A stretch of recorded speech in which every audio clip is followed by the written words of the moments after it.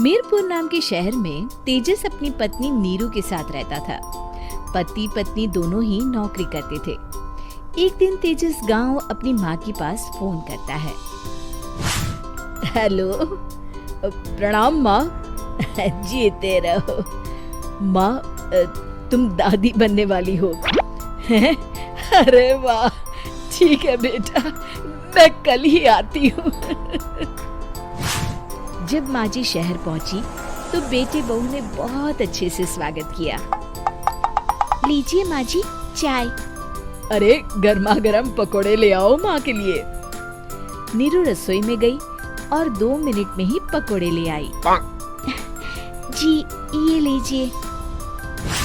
बहू, जादू से बनाए हैं क्या? अभी तो रसोई में गई थी। यम्मी।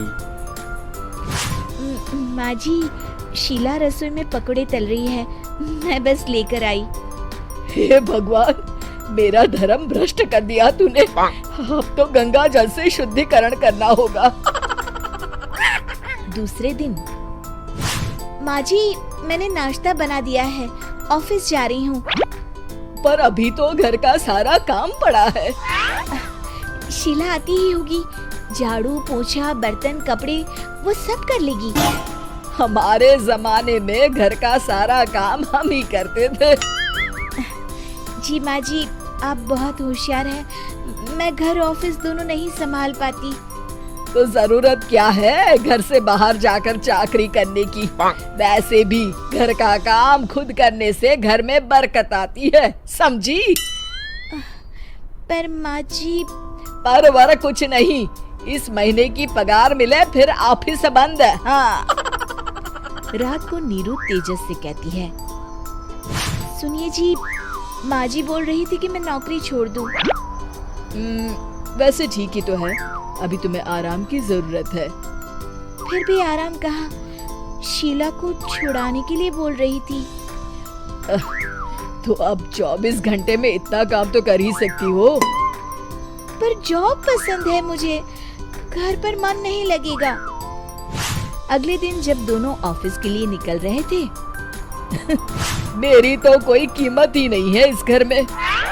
माँ जी, आजकल महंगाई बहुत है, रहन सहन भी बदल गया है, दोनों नौकरी करते हैं तभी ठीक रहता है। अच्छा, तू कहना क्या चाहती है? मेरा बेटा तुझे बिठा के खिला नहीं सकता? तू ही इस घर का खर्च चला रही है, हैं? नहीं माँ जी, मेरा वो मतलब नहीं था। मतलब खूब समझती हूँ, ये बाल धूप में सफेद नहीं किए मैंने। हाँ।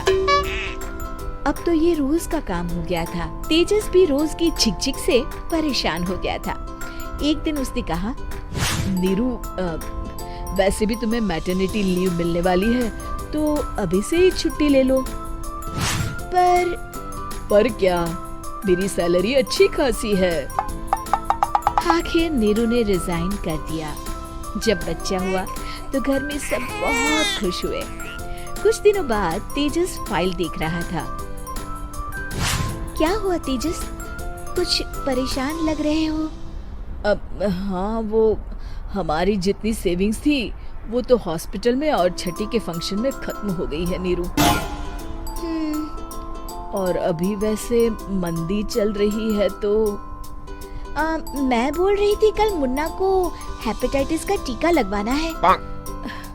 नीरू, क्या पोस्टपोन नहीं कर सकते? नहीं जी, बिल्कुल नहीं। अब तेजस को समझ में आ रहा था कि उससे गलती हुई है।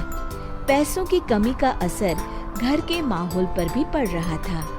अगले दिन, बेटा मेरा चश्मा और ये दवाइयाँ ले आना, पर्चा देते हुए माँ जी ने कहा। जी।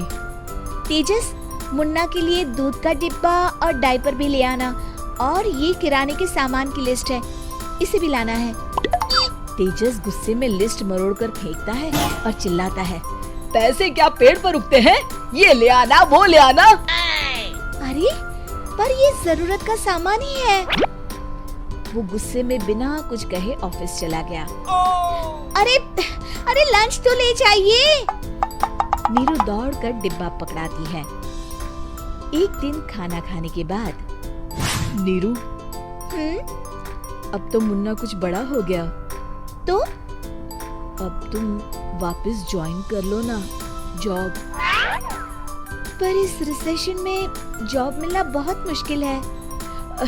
ट्राई तो करो। फिर मुन्ना?